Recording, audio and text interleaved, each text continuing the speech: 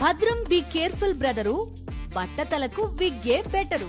పూర్తి వివరాలకు చదవండి రేపటి సాక్షి దినపత్రిక. పల్నాడు జిల్లాలో భారీ వర్షాలతో వాగులు పొంగి పొర్లుతున్నాయి. మాచర్ల గుంటూరు జాతీయ రహదారిపై రెంటచింతల వద్ద గోలివాగు ఉధృతంగా ప్రవహిస్తోంది. దీంతో జట్టిపాలెం, తుమ్మూరుకోట, పసర్లపాడు, పాల్వాయి గేటు, రెంటచింతల గ్రామాలకు రాకపోకలు నిలిచిపోయాయి. జాతీయ రహదారిపై పనులు జరుగుతుండటంతో వాహనాల రాకపోకలు పూర్తిగా నిలిచిపోయాయి. ఏపీ వ్యాప్తంగా భారీ నుంచి అతి భారీ వర్షాలు కురుస్తున్నాయి.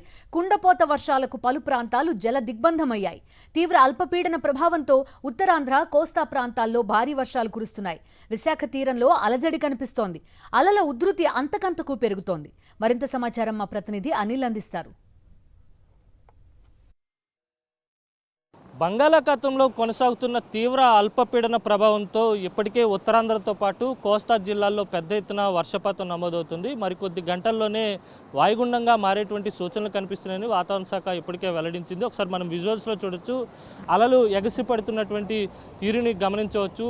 తీరం వెంబడి గాలుల వేగం కూడా అధికంగా ఉంటుంది. సముద్ర వాతావరణం అలజడిగా ఉంటుంది కనుక మత్స్యకారులు ఎవరు వేటకు వెళ్లరాదని, తీర ప్రాంతంలో ఉండేటువంటి ప్రజలతో పాటు మత్స్యకారులు అప్రమత్తంగా వ్యవహరించాలని ఇప్పటికే వాతావరణ శాఖ సూచించింది. మరో 3 రోజుల పాటు ఈ వర్షపాతం కొనసాగేటువంటి సూచనలు కనిపిస్తున్నాయని వాతావరణ శాఖ ఇప్పటికే స్పష్టం చేసింది. మరోవైపు చూసుకున్నట్లయితే కనుక అల్పపీడనం తీరానికి దగ్గరగా వస్తున్న కొద్దీ దీని ప్రభావం పెరుగుతుంది.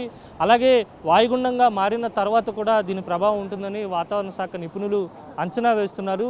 ఉత్తరాంధ్రకు అలాగే దక్షిణ ఒడిశాకు మధ్యలో ఉన్నటువంటి కళింగపట్నం తీరం వద్ద వాయుగుండం తీరాన్ని తాకేటువంటి సూచనలు స్పష్టంగా ఉన్నాయని వాతావరణ శాఖ అంచనా వేస్తుంది. ఆ అంచనాకు అనుగుణంగానే ఇప్పటికే ప్రకటన కూడా విడుదల చేసింది. వాయుగుండం తీరానికి దగ్గరగా వచ్చి తీరాన్ని తాకేటువంటి క్రమంలో గాలుల వేగం అత్యధికంగా 55 నుంచి 65 కిలోమీటర్ల వేగంతో ఉంటాయని, మత్స్యకారులు అప్రమత్తంగా ఉండాలని, అలాగే అధికార యంత్రాంగాన్ని కూడా వాతావరణ శాఖ అప్రమత్తం చేసింది. ఉత్తరాంధ్రలో ఉన్నటువంటి శ్రీకాకుళం, విజయనగరం, విశాఖపట్నంతో పాటు ఉభయ గోదావరి జిల్లాలు, కృష్ణా, గుంటూరులో కూడా పెద్ద ఎత్తున వర్షపాతం నమోదవుతుంది. ఇటు రాయలసీమలో కూడా తేలికపాటి నుంచి మోస్తరు వర్షపాతం నమోదవుతుంది.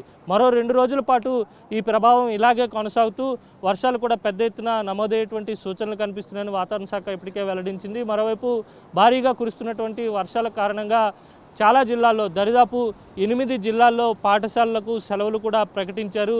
ఈరోజు పాఠశాలలకు సెలవులు ప్రకటించినటువంటి అధికారులు మరింత అప్రమత్తమై ఏ జిల్లాకు ఆ జిల్లాలో కంట్రోల్ రూమ్లు కూడా ఏర్పాటు చేసినటువంటి పరిస్థితి. ఎవరికైనా ఇబ్బంది తలెత్తే ఖచ్చితంగా ఆ కంట్రోల్ రూమ్ని సంప్రదించాలని అధికారులు వెల్లడించారు. మరోవైపు చూసుకున్నట్లయితే కనుక ఇప్పటికే గడిచిన 3 రోజులుగా కురుస్తున్నటువంటి వర్షాలకు లోతట్టు ప్రాంతాలన్నీ కూడా జలమయమయ్యాయి. అలాగే ఏజెన్సీ ప్రాంతాల్లో వాగులు, వంకలు కుండపోతగా పొంగి పొర్లుతున్నటువంటి పరిస్థితి. అలాగే భారీ వృక్షాలు నేల కొరగడంతో రాకపోకలకు కూడా తీవ్ర అంతరాయం ఏర్పడుతుంది. మరో 2 రోజుల పాటు ఇదే విధంగా పరిస్థితి కొనసాగేటువంటి సూచనలు కనిపిస్తున్నాయి. అలాగే గోదావరి పరివాహక ప్రాంతంలో ఉన్నటువంటి చాలా ఏరియాల్లో వాగులు, వంకలు పొంగి పొర్లేటువంటి ప్రమాదం ఉంది. అలాగే వరదలు కూడా వచ్చేటువంటి ప్రమాదం ఉన్న నేపథ్యంలో ఆ ప్రాంతాల ప్రజలు అప్రమత్తంగా ఉండాలని వాతావరణ శాఖ ఇప్పటికే వెల్లడించింది.